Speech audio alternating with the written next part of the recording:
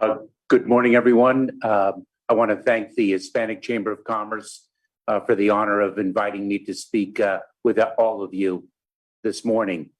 I want to thank Senator Cardin for being such a champion of the business community throughout our nation, and especially the Hispanic business community. I also, in enjoying this morning's program, really appreciated Janet Murguia's remarks, and I do want to recognize her as such a champion of our community, and I'm a beneficiary of her dedication to our community and to see our community advance throughout the future. As I was thinking about this important conference, I could not help but think of my upbringing and specifically my father. My father was born in Cuba, as was I. My father started his career as an owner of a small business. He began a steel wool manufacturing company in Havana, Cuba, and he loved the fact that he had the opportunity to start something, to own something, and to build something for the future. And his small company was taken away from him, and he brought us here to the United States.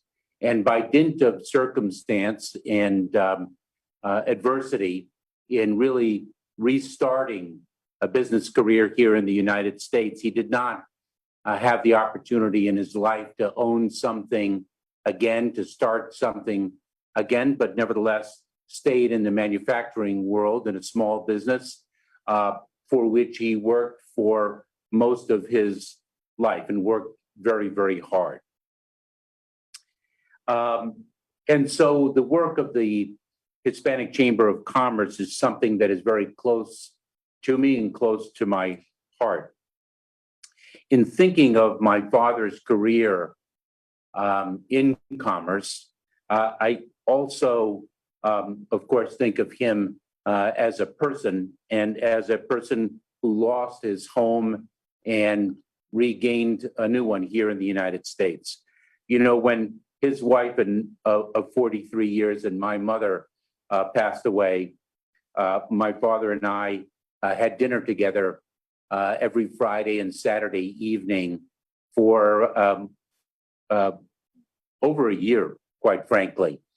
And I remember going to a small neighborhood restaurant with him, a Cuban restaurant that I grew up at.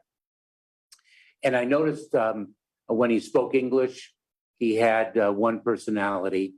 And when he spoke Spanish, his native tongue, he had a very different personality. When he spoke English, he was a very serious person, almost sober.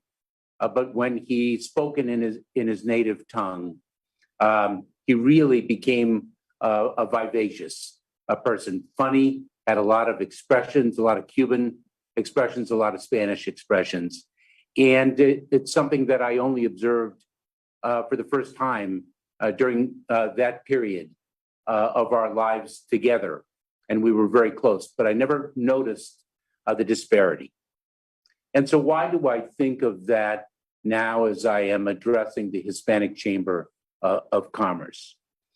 Because I think that fundamentally when we decide what we want to accomplish, we have to think of ourselves and our identity, who we are and what we do and what we set out to do. What does that say about who we want to become? And I've spoken publicly about the Department of Homeland Security and its identity as a department of partnership. And so all of you as members of a Chamber of Commerce are a critical partner of ours. We have, of course, a very significant footprint with the business community throughout the nation and throughout the world. We promote trade and travel through a number of our agencies.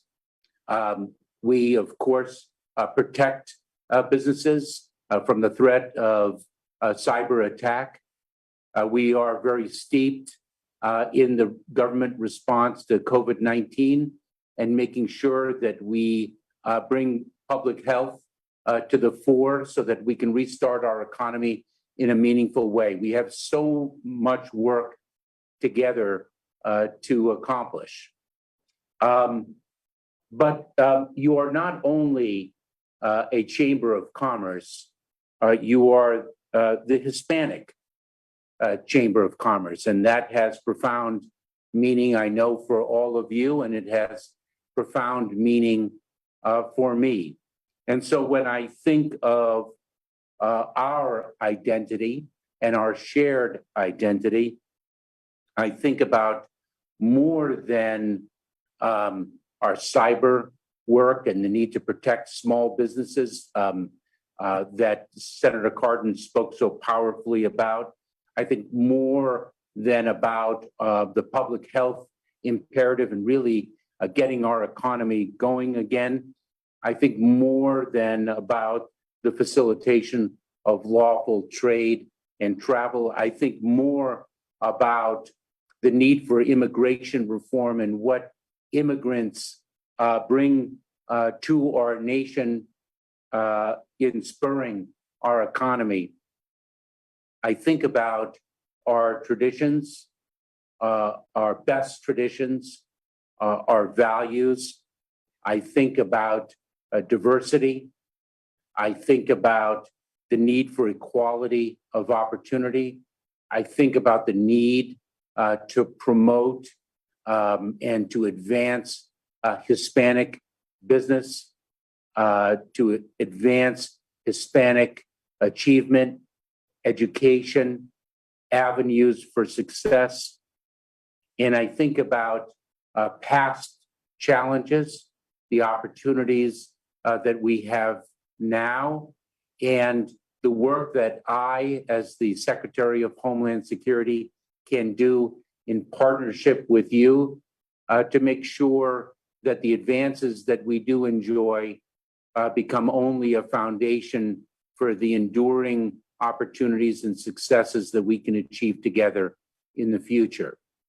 So when you engage with the Department of Homeland Security in the days, the weeks, the months, and the years ahead in this Biden-Harris administration, and I know you will hear from the Vice President later in the program, I hope that the first words and thoughts that come to mind are words and thoughts about a close and strong partnership, a shared identity, the creation of new opportunities, and the advancement of our talent and skills.